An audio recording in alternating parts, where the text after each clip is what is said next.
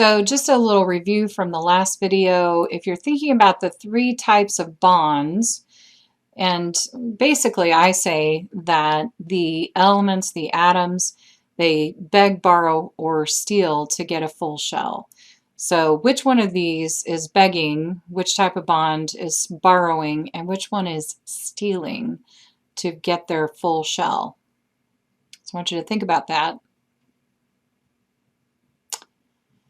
So if you said that the hydrogen bond is borrow or begging, then you would be correct. So if it's sort of an attraction, it's really not getting, it's begging for an electron. It's really not getting an electron. It's not gaining or losing or sharing. So it's begging for the electron. It's an attraction, right?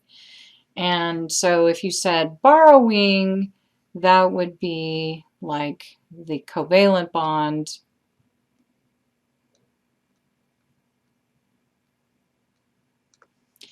And if you're saying it's basically like stealing,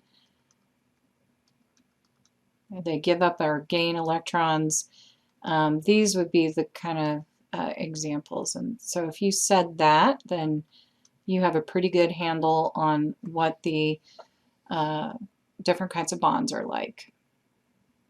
So moving on, we're going to talk about molecular and structural formulas. So molecular formulas are just a list of the atoms and how many of those atoms are in the molecule, how many of each type. So we have a little subscript on each one if they have more than one. So if there's just one, then they don't put a subscript. But if they have more than one, like if they have 4 or if they have 2, then they put a little subscript there.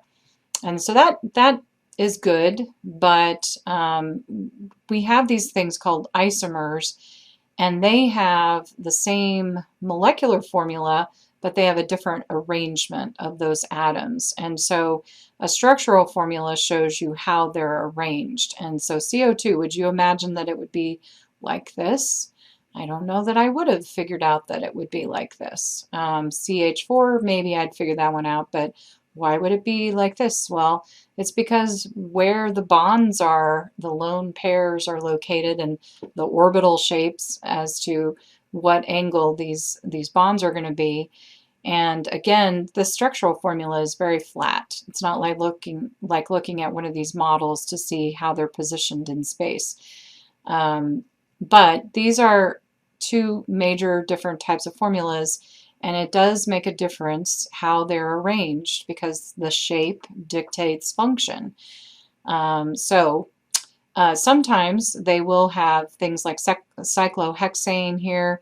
It has all of the atoms listed, and then you can also represent it like this. So we understand that if it's a hexagon like this with no double bonds, like this one has some double bonds in it, that each of these is completely saturated, has completely all hydrogens filling up all those bonds except where they're bonding to another carbon, and that each of these points is a carbon. That's what this tells us. And so there are some various ways that we can represent the structural formulas, and that is good to know because most of the time they don't give you all of these atoms. They don't show all the atoms in these hexagonal shapes. So if they have any double bonds, like the benzene here has a couple of double bonds, and so it has less hydrogen than the cyclohexane, then the double bonds are represented as well. So in a formula, you have reactants and products. In a chemical reaction, you have reactants and products. The reactants are what you start with. They're like the ingredients, and the products are the products. That's what you're left with after the chemical reaction. And so some reactions are synthesis reactions where you have like A plus B yields AB. In this case, sulfur plus oxygen makes sulfoxide. Decomposition reactions are when they have a larger molecule and it breaks down into two or more smaller. And so that is breaking bonds, basically. So in a synthesis reaction,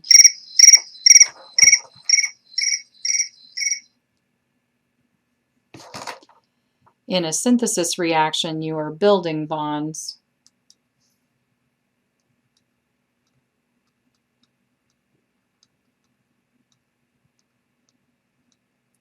And in a decomposition reaction, you are breaking bonds.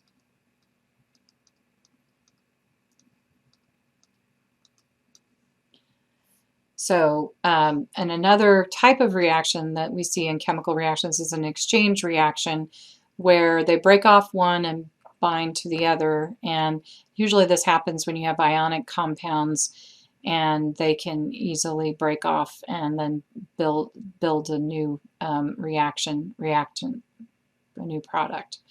So reactants trade positions with each other and release the products that are the combinations of the two. And you usually have to have a catalyst of some sort that will be a substance that increases the rate of reaction. So you could have just like heat. Heat could be a catalyst, but we're going to talk about enzymes because in cells, we can't just heat the cell up to be a high enough temperature for the reaction to take place. So we have organic or protein catalysts are enzymes, and that's what we use. And we'll talk more about that in chapter 6, or no, chapter 8. So that is a little bit about chemical reactions. And so reactions happen when things are in solution a lot of times. And so solution is a mixture of two or more substances that can't be filtered or settle. They can't be separated by filtration. And so they're really finely mixed, very small particles. And a solute is dispersed evenly into the solvent. So the solvent is the dissolving medium. And water is probably one of the most common solvents in natural systems. But I will tell you that sometimes we don't have a solution of water. Sometimes it's gases or sometimes it's metals.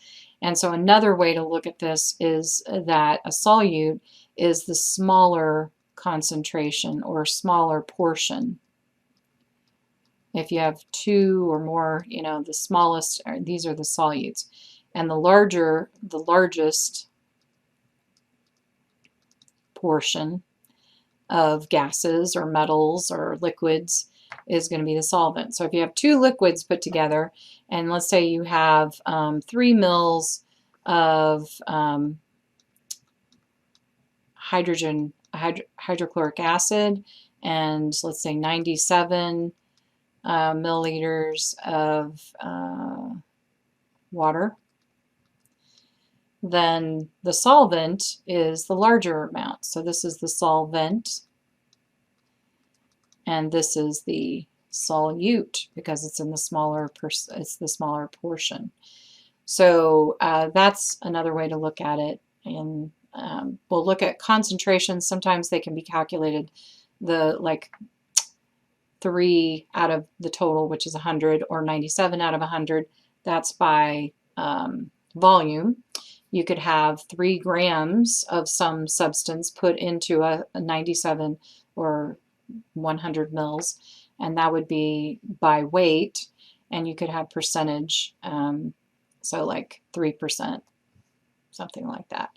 And a lot of times we also use a concentration called a molar solution, and that's going to be important when we talk about pH.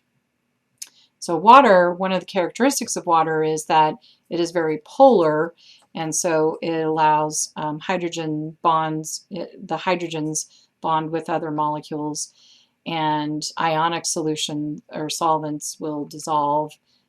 Ionic solutes will dissolve in the water because the cations are attracted to the negative pole and the anions are attracted to the positive pole. So like your positively charged hydrogens are attracted to the chlorine or chloride ion, and the oxygen here, which is negative, is attracted to the positive charged sodium. And so each ion becomes surrounded by water and it's hydrated. So, but water is very much a universal solvent because of the polarity in the bonds. So when we talk about solutions, if they can, so water is polar, and you should know that, and that like dissolves like. So key thing I learned from chemistry, that like substances will dissolve in other substances that are like that. And so polar can dissolve polar solutes.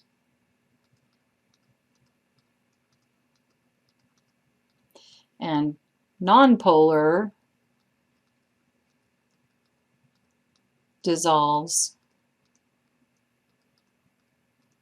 nonpolar solutes. So with water, since water is polar, water will dissolve polar substances. So if they're hydrophilic, like sugar or salt, hydrophilic substances will dissolve easily in water. And so we've got salt, sugar, these are polar. So they're attracted to the water and they dissolve in the water. So they're hydrophilic. They are water loving. If something is nonpolar, we say that it is water fearing or water hating. So but phobia would be like fearing or hating. And so they do not dissolve.